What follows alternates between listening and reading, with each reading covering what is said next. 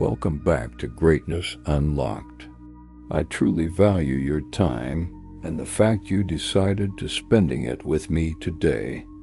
You know, it's funny how something so crucial to our lives can also be the most shrouded in secrecy money.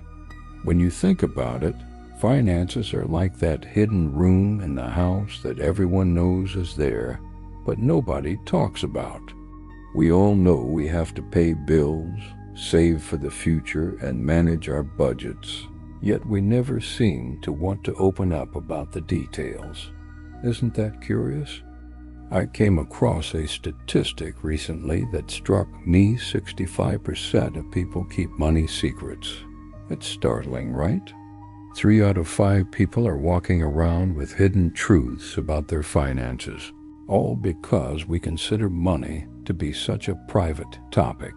When I think about my own experiences, I realize I fall right into that category. I can't be the only one. For me, growing up, money was a topic that was rarely discussed openly. My parents worked hard, but they also let me know, often without words, that finances weren't something to be questioned or analyzed. It was more about just making things work. If I ever asked about how much money they made or why we couldn't buy certain things, there would be a shift in the energy of the room, an immediate sense of discomfort. It was a lesson in silence, a lesson reinforced by the broader culture that surrounds us.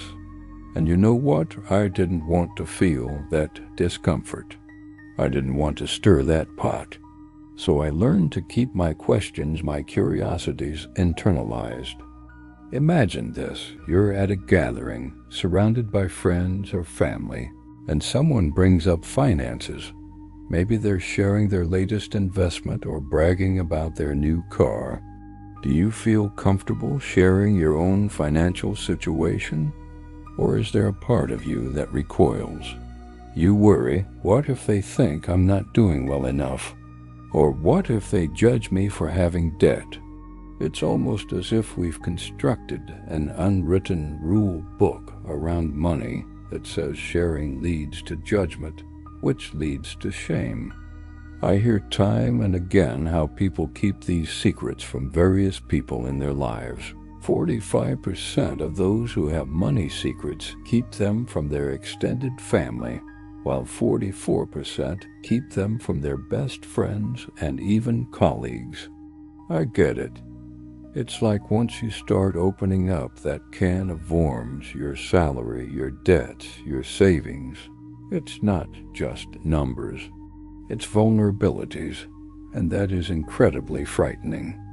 Deborah Johnson Miranda, a money coach I recently stumbled upon, put it quite succinctly. She talks about this societal shaming that occurs when we're seen through the lens of our finances. The narratives we create around money become steeped in moral judgment. If you have debt, you're labeled as irresponsible.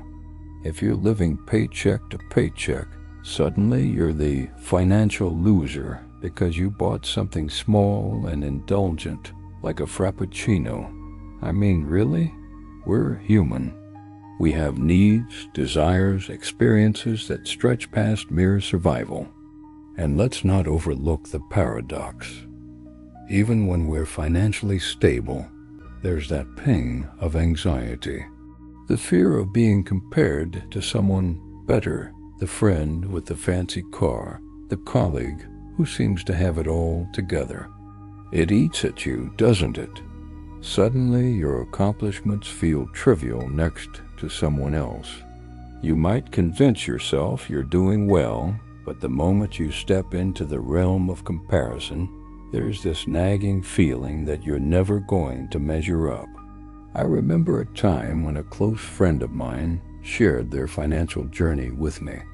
They were candid about their struggles with debt and how hard they had worked to turn things around. I watched them go from feeling overwhelmed and embarrassed to empowered and confident. Their honesty was refreshing and in many ways liberating. It broke a wall I hadn't realized I needed to break down. There's a certain magic that happens when you shed the weight of secrets. It creates a space for vulnerability, understanding, and most importantly, connection. Yet this honestly has to come with intention, a willingness to trust that the people we choose to open up to will accept us and our financial narratives in all their complexity. That has still proven difficult for me at times. There is a protective instinct that kicks in where I want to shield myself from the potential scorn, even from the best of friends. And here I am, grappling with the notion of vulnerability and privacy in finances. Is it wrong to keep my financial truths close to my chest? Perhaps. But is it also a form of self-preservation? Absolutely, and that's where the delicate balance lies.